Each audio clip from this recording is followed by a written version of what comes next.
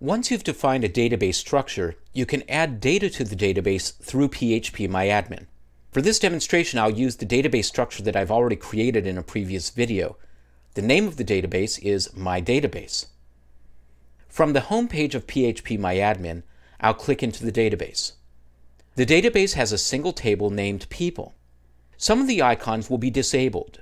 The Browse and Search icons are both disabled currently because the table doesn't have any data. To insert some data, click the Insert link, the fourth icon from the left. You're taken to a screen where you can insert multiple rows. I'm going to add data for the first name and last name columns. I won't add data for the ID column because that's an auto-incrementing primary key.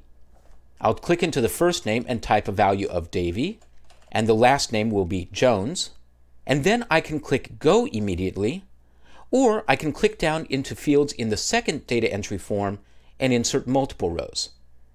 For the second row, I'll set the values as Melissa, Smith. Notice that as I type values into these fields, the Ignore checkbox was automatically deselected. To insert both rows at the same time, click the Go button. By default, you'll go back to the previous page, but if you have more data to enter, you can instead choose Insert another new row.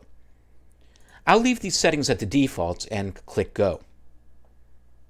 The resulting SQL statement that adds the data to the database is listed here.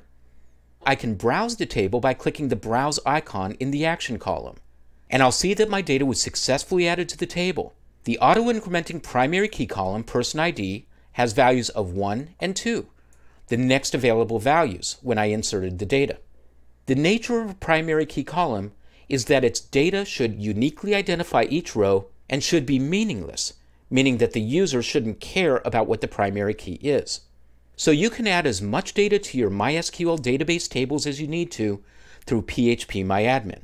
And if you want to edit the table, you can go back to the table link, which you'll find up at the top of the screen, and from there you can edit or you can delete individual records, or you can select multiple records and edit or delete them from there. I'm not going to use this particular database and database table in the rest of the video series for the exercises. Instead, I'll be using a database table that's defined in an SQL script, and I'll show you how to import that script through phpMyAdmin in the next video.